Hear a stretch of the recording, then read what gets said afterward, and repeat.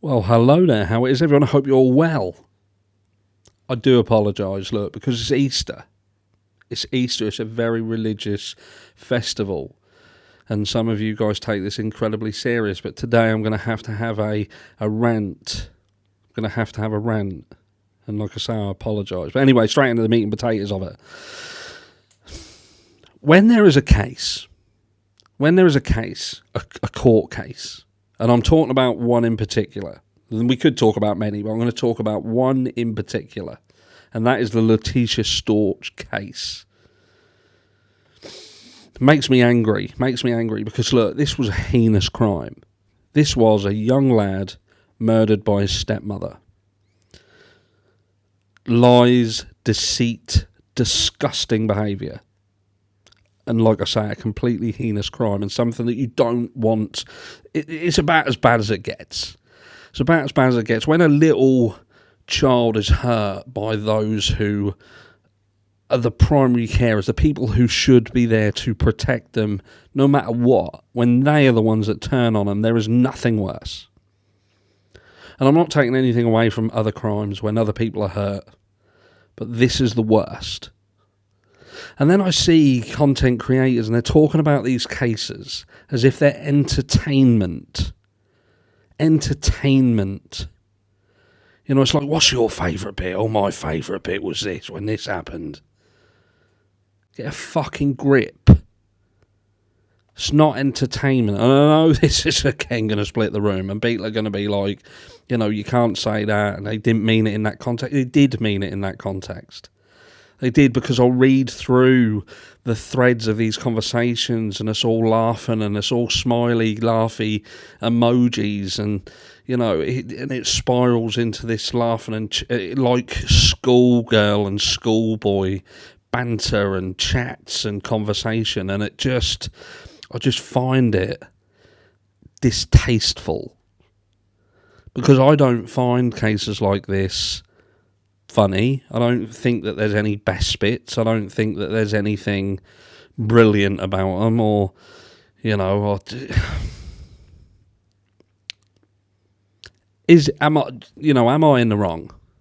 Tell me. If someone thinks I'm in the wrong, please let me know down below. I saw another one, and this was about a content creator utilising Nicola Bulley's name again and connecting it to another case.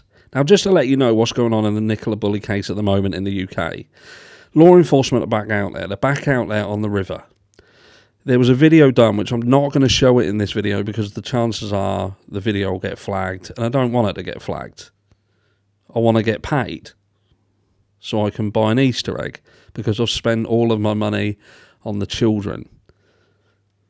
But look, so they're back out on the water. They're actually getting divers in the water, floating about on the river. And I don't know whether they're starting to question how long she was in the water for, perhaps. I don't know. Maybe something will come out. All I'd be doing at this time is speculating. But they are back out on the river. They are doing things. So it makes you wonder, if this was a done deal, if we're just waiting for them to dot the I's, cross the T's, and why the fuck would they be back out on that water looking at it and having divers seemingly doing experimentation on the river?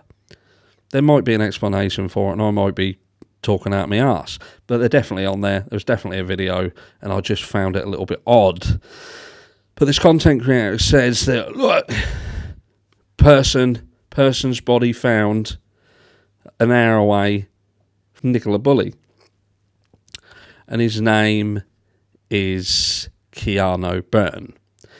Keano Byrne is a young man, I believe he's 28 years old. And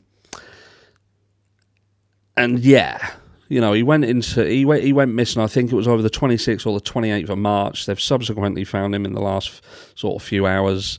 And, you know, my heart goes out to his family. At the end of the day, a young man has lost his life. And it's very sad. The other sad fact is that this boy had a little bit of a shady past. And look, we're not all squeaky clean. We're not all, you know, life ain't like that for everyone. Some people have a hard life. Some people don't. They're not born with a silver spoon behind their ear. They're not born into money or wealth or or good things. They're born into hardship. They're born into, situations that pushes them into situations that some children just wouldn't ever get into, or some young adults wouldn't ever get into, and it leads to prison. And this is where it led with this lad. Went to prison. He actually got sentenced to 7 years for an array of crimes, which I'm not going to go into because I just find it's pointless. But look, he's got a sketchy past. He comes out of prison. Not long after coming out of prison, he goes missing, and he's found in a body of water. And I started seeing the people, started saying, the pusher. It's their fucking nickname, the pusher. You know what I mean? Someone pushing people in rivers now and killing them, bumping them off. And a serial killer. They'll probably say that the smiley face killers have now come over and that's them. You know what I mean? They're going to start seeing that tied into stuff. But look, I just found it distasteful, because this part of this video as well was to physically tell people not to look into the case. And I know why they were telling them not to look into the case. Don't look into the case, because you'll pick up and pull up a load of stuff in this individual's background, his history, that would make you aware that this case is acutely dissimilar to the Nicola Bulley case. The only similarity is there was water involved. There was nothing else involved, and the fact that they were an hour apart. In the UK, an hour apart is a long way.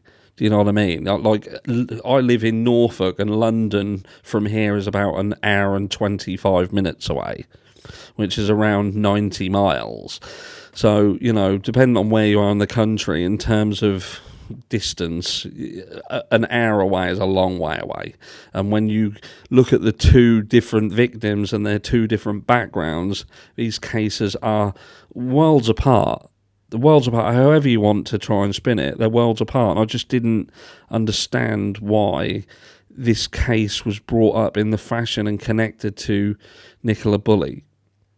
I just God, I'm like Victor Meldrew. That's who I am. I'm a bit like Victor Meldrew. I told you it was going to be a rant, and I do apologise. But the more I look into things and the more I see things, the more pissed off I get about it. I do get pissed off about it.